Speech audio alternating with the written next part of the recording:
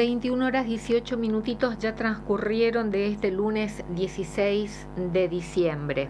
Precisamente mañana, 17 de diciembre, se cumplen 25 años del correntinazo del año 1999. 25 años de los sucesos del puente, de la brutal represión por parte de las fuerzas de seguridad que le costó la vida a Francisco Escobar y Mauro Ojeda.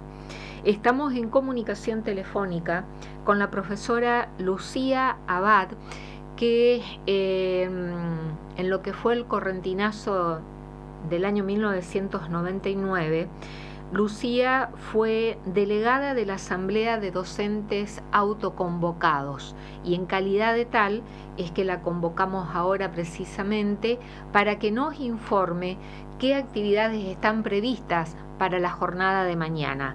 Lucía, buenas noches. ¿Qué tal? Buenas noches, Liliana. Sí, precisamente como vos decías, mañana 25 años de esta brutal represión, pero este correntinazo, como se dio a llamar ahora el segundo correntinazo, tuvo sus fechas primero el 7 de junio, ¿no? Cuando de todos los lugares de la provincia estamos en la capital. Pero bueno, mañana recordamos esos 25 años de la represión. A las 19, allí en las cruces del puente Chaco y 3 de abril, vamos a estar quienes quieran participar, están todos quieran participar convocados, van a estar también heridos y familiares de los heridos del puente, y vamos a hacer actividades diversas, así como una radio abierta, oportunidad que puedan expresarse quienes lo deseen. Vamos a estar también en la instalación artística y vamos a hacer una proyección de un video, entre otras cosas. La convocatoria es para mañana entonces, para mañana a las 19, a partir del 19. En Chaco y Avenida 3 de Abril, en donde se encuentran las dos cruces, que es el lugar precisamente en donde cayeron y lamentablemente fallecieron Francisco Escobar y Mauro Ojeda, ¿no? Por eso es Mauro Ojeda es el que fallece ahí en las inmediaciones de las cruces. Francisco Escobar fue alcanzado más en la zona de la ex-Siria, pero como lugar emblemático decidimos hacer esa instalación de las cruces en Chaco y Corrientes, no solo porque ahí en esta cercanía lo asesinan a Mauro Ojeda, que tenía 18 años, sino también porque allí fue como la resistencia que se hizo ante la embestida de la gendarmería, ¿no? Lucía, 18 años Mauro Ojeda. Francisco Escobar, ¿cuántos años? 25. Te escucho muy bajo. Te escucho muy bajo, perdón, le voy a pedir a mi compañero Francisco Acosta a ver si podemos mejorar un poquito la comunicación, porque yo te escucho muy bajo, Lucía. Francisco Escobar, ¿cuántos años? 25. 25. ¿Ahí escuchas mejor? Ahora te escucho un poquito mejor. ¿Y qué Francisco y Mauro? Escobar era cartonero. Francisco Escobar era cartonero y estaba haciendo su labor, digamos, su recorrido, juntando cartones y demás, junto a otro compañero, Chano, que no me acuerdo en este momento el apellido, que también él fue herido, Chano fue herido, aunque, bueno, sobrevivió, gracias a Dios. Y Mauro estaba estudiando, estaba terminando secundario. Mauro Ojeda iba al puente a llevar agua, casi todos los días. Y contaba a la mamá que ese día, cuando se levantó como para ir a la escuela, escucha en la radio lo que estaba sucediendo en este fatídico amanecer. Habrá sido como a las 6:30 que él escucha, entonces toma su bicicleta y se va al puente para acompañar, para estar, como mucha gente hacía, ¿no es cierto? Gente que iba para acompañar, para estar, que no estaba precisamente en el grupo autoconvocado desde los inicios, ¿no? Lucía, para las nuevas generaciones sobre todo, ¿no? Estamos hablando que ya pasaron 25 años.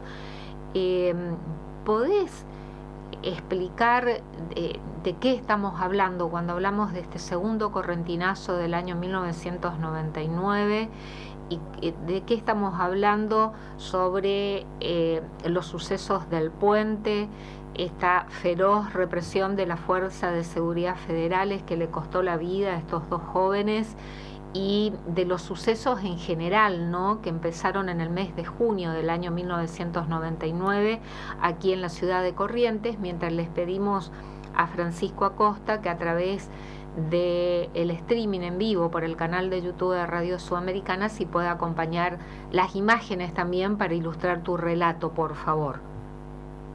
Claro, mira, esto que viene, el correntinazo se viene gestando ya desde el 98, ¿no es cierto? Hace su eclosión, su irrupción en el 99.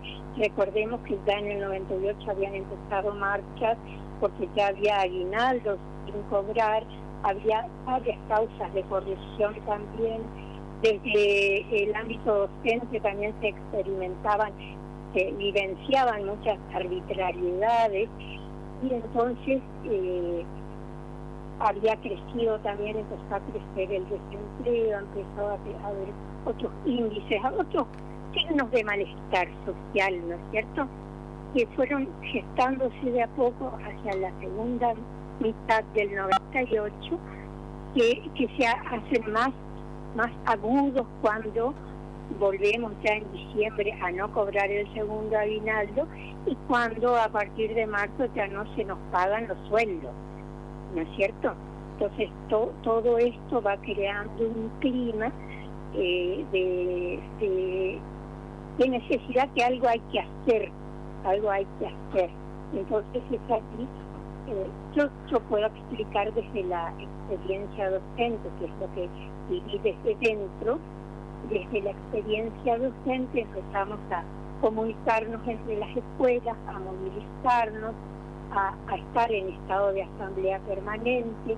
Llegamos ya a 4 o 5 meses sin cobrar. Bueno, esas asambleas que se hacían primero en las escuelas, luego se hizo una asamblea autoconvocada, y ahí surge el nombre de autoconvocado.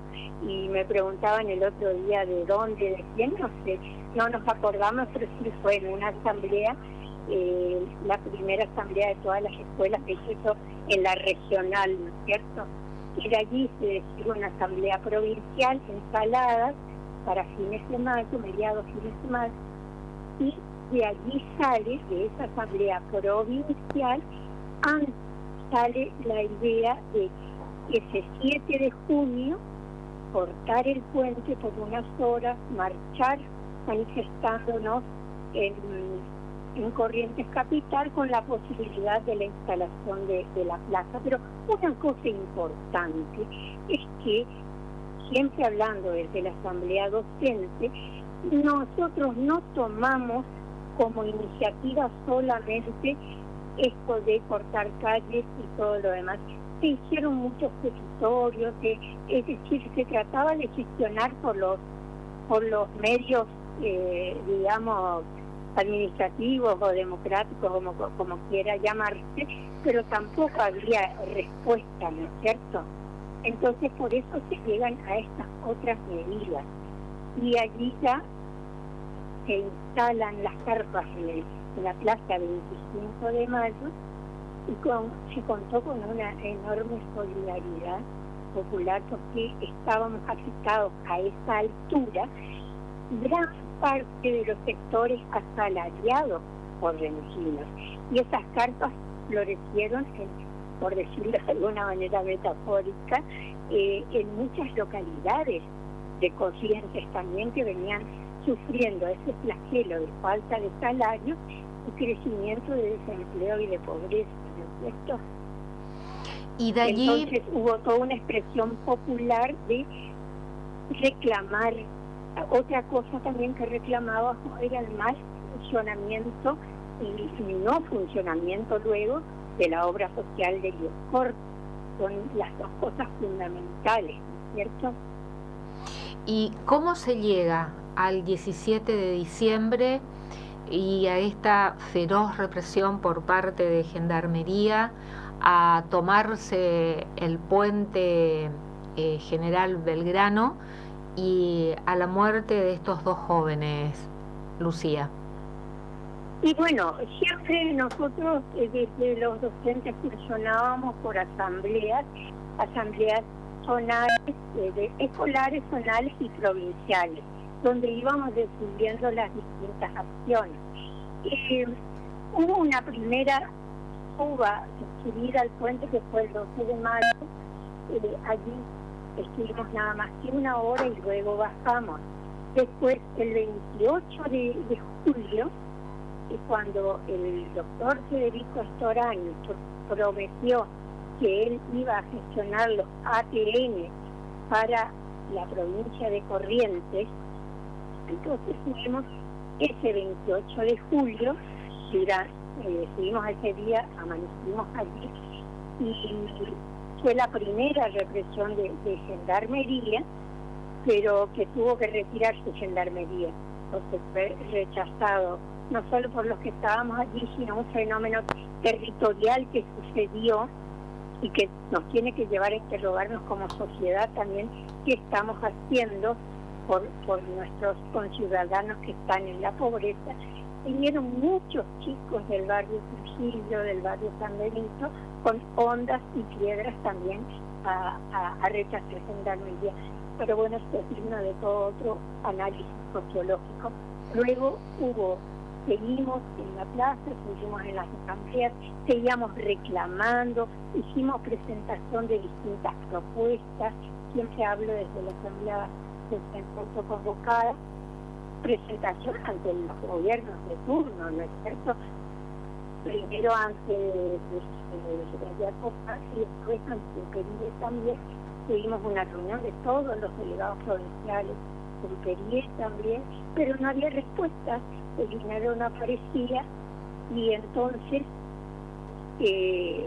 después de ese 28 de julio, que bajamos nosotros luego, la asamblea autoconvocada docente había decidido subir el 9 de diciembre, a cortar el puente, como despidiendo a la presidencia de Daniel y recibiendo que al día siguiente se esperaba de la Rúa, diciendo que nosotros, porque esto era la voluntad de la asamblea, nosotros no estábamos en contra del peronismo ni a favor de la Rúa, que era radical, ni de ningún signo partidario, sino reclamando lo que por derecho nos correspondía y no se nos daba. Imagínense la situación familiar, ollas populares que se hicieron, bueno, muchas cosas para hablar, pero ¿cómo llegamos al 17? Entonces decidimos subir al puente porque ya no sabíamos qué otra cosa hacer para ser escuchados y para tener una respuesta. Y así llegamos, entonces subimos por solicitud de unos gremios y demás, en fin, que otro día podemos analizar, no se sube el 9 y no se sube el 10. Y allí se iban haciendo asambleas permanentes para ver cómo se seguía. Y como no había ningún tipo de respuesta por parte del gobierno nacional, y acá en la provincia había peleas internas también entre quienes se atribuían la gobernación, y bueno, el pueblo autoconvocado, el sector de pueblo, porque somos conscientes que no fue todo Corrientes, sino un sector que fue especialmente castigado por la falta de salarios, y entonces bueno, ahí se decide la toma del puente, hay una primera represión el 13 de diciembre, que también tiene que retroceder la armería, y luego, y finalmente, me estoy alargando en exceso, nosotros veníamos manteniendo comunicación con Storani y con el secretario de Storani. Esto es lo más triste porque hasta el 16, a las 7 de la tarde es la última comunicación que hablamos con él, el doctor Storani, nos dice que nos quedemos tranquilos, que no teníamos que tomar nomás ninguna acción violenta ni nada. Luego, más tarde, cuando escuchábamos noticias por la radio, escuchamos que Mestre dice que para tomar la intervención, asumir la intervención, tenía que estar limpio el puente. Intentamos comunicarnos otra vez con el doctor Storani, pero ya nunca más nos contestó. Y bueno, y así llega esta represión final, que viene por el puente, que viene, o sea, desde Resistencia, que viene desde la Costanera, que viene desde 3 de abril y desde Prefectura, o sea, desde el río, ¿no? Donde somos sorprendidos todos los que estábamos allí todavía en la toma del puente. Es triste tener que haber llegado a esto, pero también la falta de respuesta, y ya no sabíamos qué otra cosa hacer. Y bueno, esto les decíamos a los políticos a ver si otra forma de hacer política, que era acercarse y dar respuestas, pero tampoco hubo grandeza por parte de la dirigencia política para buscar soluciones. Y ya estaba la decisión y la aprobación de la intervención a la provincia de Corrientes. Totalmente, estaba la decisión y la aprobación. Y a este gobierno quiero destacar, gobierno de la Alianza, ¿no? El presidente, el doctor Fernando de la Rúa. Exactamente, el gobierno de la Alianza. Y al respecto quiero destacar que la asamblea docente autoconvocada nunca pidió la intervención. La intervención por ahí había voces, sí docentes, sí gremiales, sí políticos partidarios, pero el cuerpo autoconvocado nunca pidió la intervención porque eran conscientes de lo nefasta que fueron todas las intervenciones para la provincia, ¿verdad? Y aquí en la provincia el gobierno del Partido Nuevo.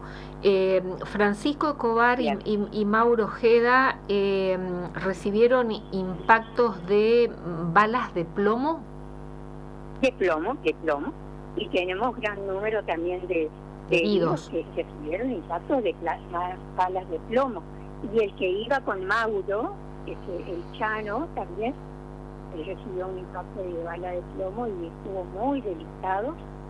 Y bueno, ¿se abrieron causas judiciales por estos sucesos, sí, se abrieron Lucía? Causas judiciales, se logró elevar a la Comisión Interamericana de Derechos Humanos, la cual llamó la atención al país, lo sancionó, exigió reparaciones.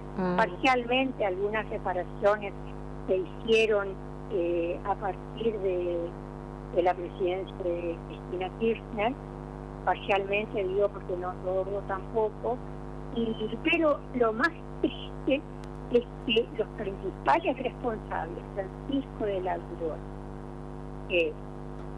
Fernando de la Rúa, y Storani y el comandante Chiappe, ninguno fue, se pidieron los juicios, se abrieron, pero nunca vinieron a declarar, se les aceptaron declaraciones por escrito, y todo se fue demorando y todavía sigue durmiendo estas causas contra quienes dieron las órdenes, ¿verdad? Contra quienes dieron las órdenes. Lucía, y a 25 años, a la actualidad, ¿qué te deja, qué te dejó estos sucesos? ¿Qué reflexión podés hacer? La primera reflexión es que si aprendiéramos lo que vivimos en aquellos tiempos, trabajar por la unidad, porque de verdad que si estamos juntos podemos lograr muchas cosas, pero juntos en serio, sin divisiones partidarias o de ningún tipo de sectorialidad. Hubo una palabra símbolo en todo este tiempo, que fue la palabra dignidad, y que algunos ninguneaban eso y decían, no, si lo único que quieren ustedes es la plata. Pero bueno, dignidad es poder comer, dignidad es no tener que mandar tus hijos con los abuelos porque vos no tenés para darles de comer, dignidad es poder atender tu salud, poder atender tu transporte y todo eso. Es la dignidad de la persona que merece el respeto por ser persona. Esa fue una palabra símbolo. Y luego otra palabra más que palabra fue experiencia, fue la solidaridad. Una solidaridad del cuerpo, no solo desde todos los que estábamos convencidos de nuestros reclamos, sino desde muchos sectores del pueblo correntino que se acercaban, que hacían donaciones, que daban apoyo, y realmente se expresaba, por ejemplo, en esta afirmación extrema, que muchos lo llevamos hasta el final, aunque el final fue trágico, es que hasta que no cobremos todo, nadie afloja, ¿no es cierto? Porque extrema éramos todos, no uno u otro. Entonces ese es el estilo de cuerpo que tenemos que recuperar, esa horizontalidad que hemos tenido en la experiencia de las asambleas, porque aprender a ser portavoz de la asamblea y no imponer sus criterios personales, trabajar la humildad, trabajar la escucha, en fin, enseñanzas miles. Y como cosa triste de que también se experimentó y que se sigue experimentando, yo decía en un momento determinado, cuando luego sube Mestre y toda la cuestión acá, Pelé y toda la cuestión acá en Corrientes, que empiezan a dividirse algunas aguas desde los partidismos, yo decía, qué tristeza que el poder ya no tiene que preocuparse de nosotros, porque nosotros nos dividimos y nos debilitamos por esas divisiones.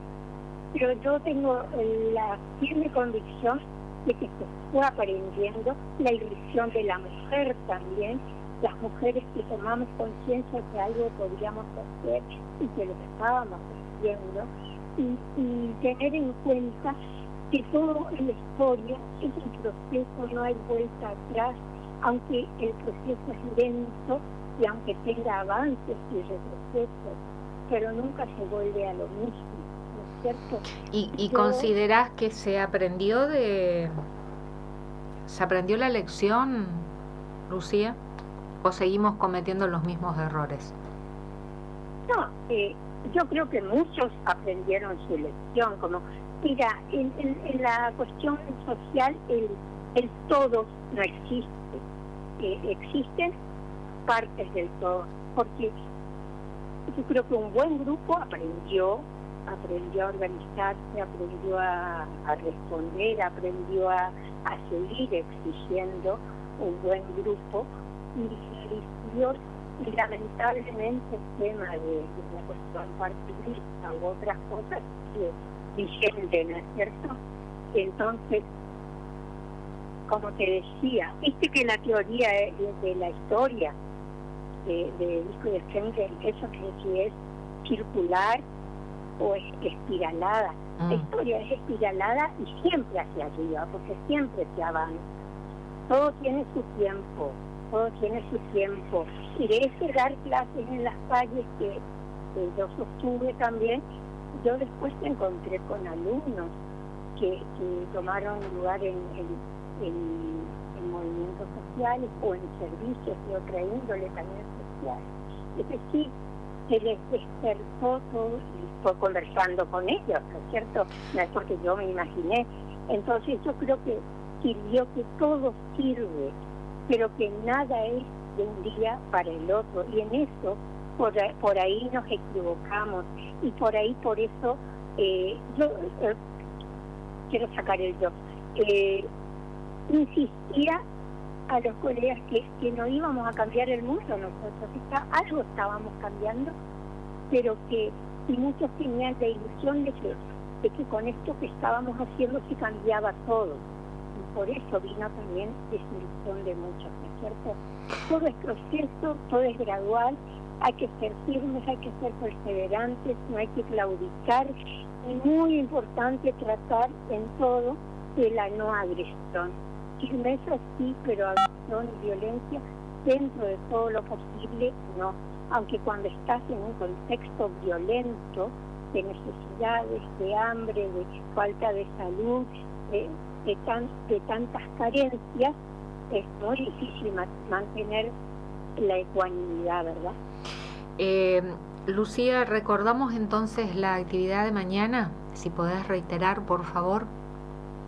Mañana va a las 19, ahí en Chaco y 3 de abril, estamos invitando a todos, convocamos a todos los que quieran participar, rememorando estos 25 años del segundo correntinazo y de la represión del puente.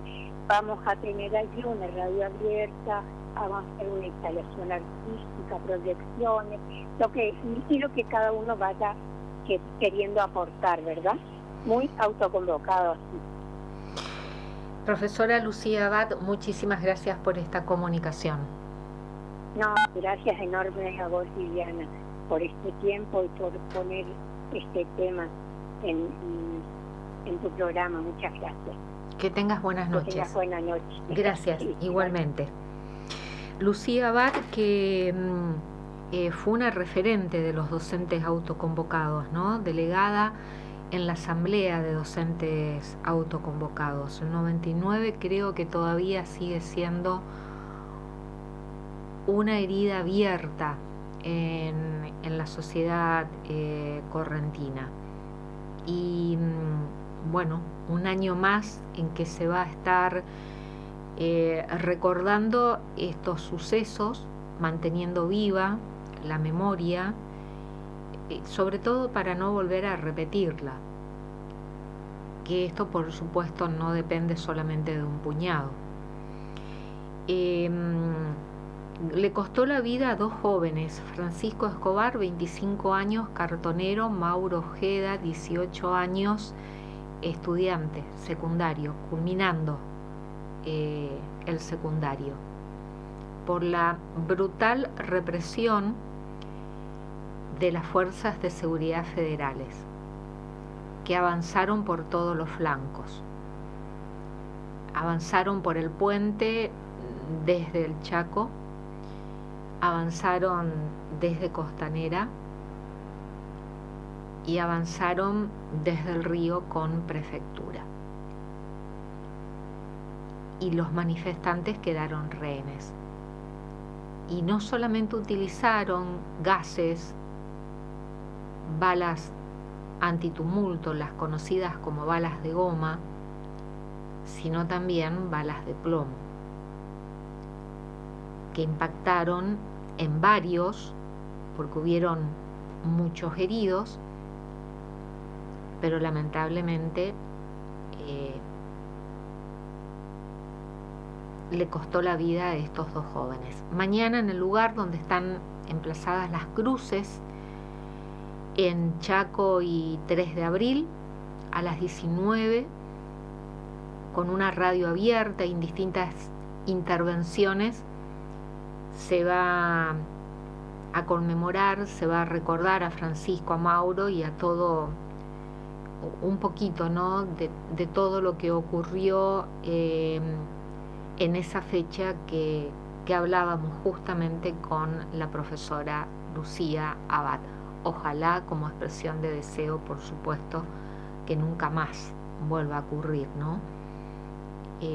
Empezó en el mes de junio, pero ya en el año 98 venía un clima social que terminó reventando. En junio del 99 se constituyó la Plaza de la Dignidad, la Carpa de la Dignidad, y bueno, en lo que le preguntaba a Lucía, cómo terminamos en ese 17 de diciembre cuando ya estaba tomada la decisión política y designado el interventor para intervenir la provincia de Corrientes, ¿no? Hechos más que lamentables, una herida particularmente creo que todavía está abierta, que no se habló lo suficiente,